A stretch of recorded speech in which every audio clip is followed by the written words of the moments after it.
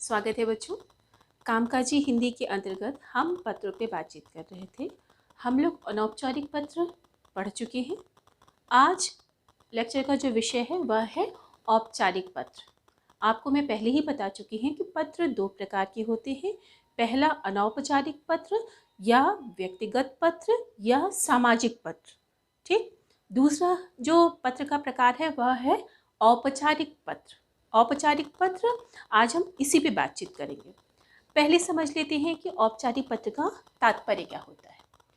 औपचारिक पत्र का तात्पर्य होता है वह पत्र जो हम किसी ऐसे व्यक्ति को लिखते हैं जिससे हमारा व्यक्तिगत संबंध नहीं होता, जिससे हम परिचित नहीं होते हैं, ठीक। हम ये पत्र किसी संस्थान को लिखते हैं या किसी गैर सरकारी संस्थान को लिखते हैं या किसी संस्था को लिखते हैं। ये किसी व्यक्ति को जिससे हमारा आत्मीय लगाव हो, ये पत्र उनको नहीं लिखे जाते हैं। तो ऐसे पत्र जो संस्था को या गैर सरकारी संस्था को या संस्थान को लिखे जाते हैं, ऐसे पत्र को हम औपचारिक पत्र कहते हैं, ठीक। दूसरा जो आप दूसरी तरीके से या दूसरी परिभाषा, औपचारिक पत्र वह पत्र होते हैं जिनमें औपचारिकता का निर्वाह किया जाता है। ऐसे पत्रों को हम औपचारिक पत्र कहते हैं। अब जरा शब्द को ध्यान से सुनिएगा। औपचारिक, औपचारिक, इसमें आपको कहीं ना कहीं उपचार शब्द सुनाई पड़ रहा है। उपचार का मतलब क्या होता है? किसी चीज का निदान, किसी चीज को ठीक करना, ठीक। ये केवल चिकित्सीय क्षेत्र में ही प्रयोग नहीं किया जा रहा है, ये यहाँ पे भी इसका, अब यहाँ पे कोई मेडिसिन तो दी नहीं जाएगी, लेकिन आपकी किसी समस्या का निदान जिस पत्र के द्वारा होता है उसे हम औपचारिक पत्र कहते हैं। इस औपचारिक पत्र में उपचार शब्द छिपा हुआ। इस उपचार का क्या मतलब है? उपचार शब्द का तात्पर्य है एक व्यवस्था, वह पत्र जिसमें एक व्यवस्था होती है। अब व्यवस्था क्या होती है इसको समझिए। किस चीज़ की व्यवस्था होती है? इसमें एक परिपाटी होती है और एक विशेष लेखन विधि, एक विशेष लिखने का तरीका होता है। इसमें आप अपने व्यक्तिगत विचार, अपने हृदय की भावनाओं की अभिव्यक्ति नहीं करेंगे, जो कि आप अनौपचारिक पत्र में करते थे। इसकी एक विशेष परिपाटी, लिखने का एक विशेष तरीका होता है, ठीक। लेखन की एक विशेष प्रक्रिया होती है। ऐसे पत्रों को हम औपचारिक पत्र कहते हैं, या वे पत्र औपचारिक पत्र कहलाते हैं जो किसी व्यक्तिगत या अपने निजी व्यक्ति को नहीं लिखा जाता है, या व्यक्तिगत संबंध हमारा किसी से नहीं होता है। ऐसे जो लिखे गए पत्र होते हैं उनको हम औपचारिक पत्र के अंतर्गत रखते हैं। अब इसकी परिभाषा को एक बार ध्यान से देख लीजिए। इसीलिए मैंने लिख दिया है कि आप स्क्रीनशॉट लेके आराम से सुन भी सकते हैं या पढ़ भी सकते हैं। ऐसे हमारी सुन भी लीजिए।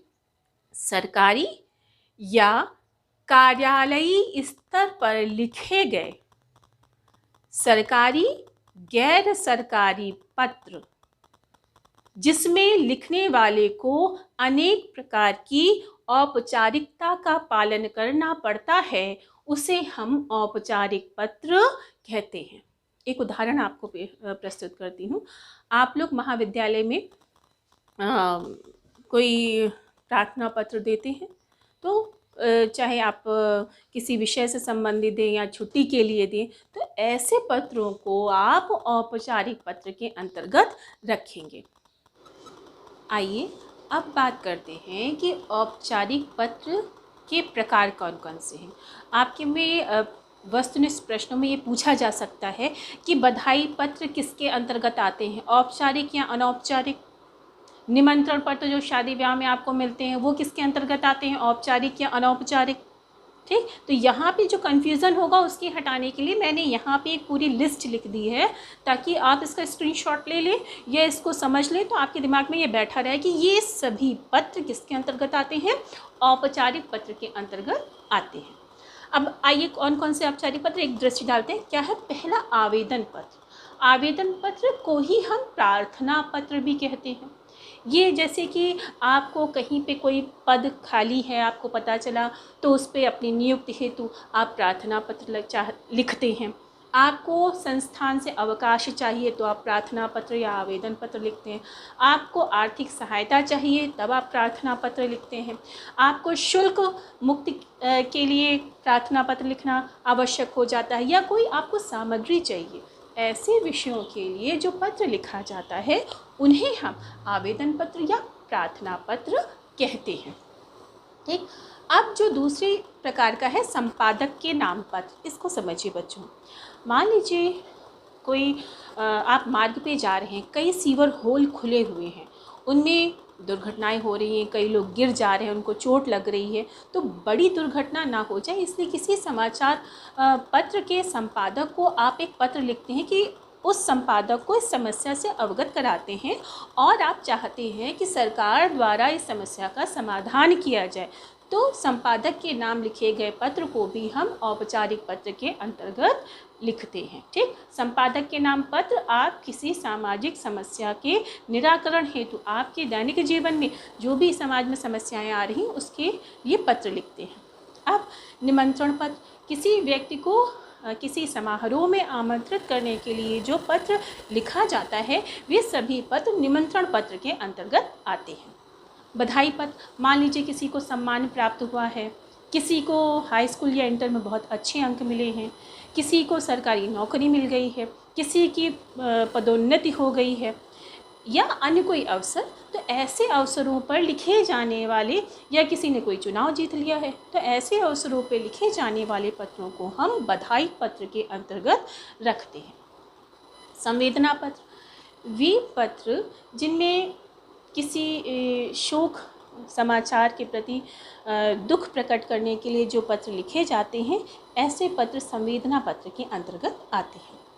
अब सरकारी और अर्ध सरकारी पत्र, बच्चों सरकार, केंद्र सरकार, राज्य सरकार, विधानसभा, इन कार्यालयों में जो सरकारी संस्थान हैं इनमें आपस में भी कई पत्राचार होते हैं। ऐसे पत्राचारों को हम सरकारी या अर्ध सरकारी पत्र के अंतर्गत रखते हैं। अब व्यावसायिक पत्र, जो व्यवसाय से संबंधित हों, जो व्यवसाय से जुड़े हुए हों, ऐसे पत्रों को हम व्यावसायिक पत्र कहते हैं।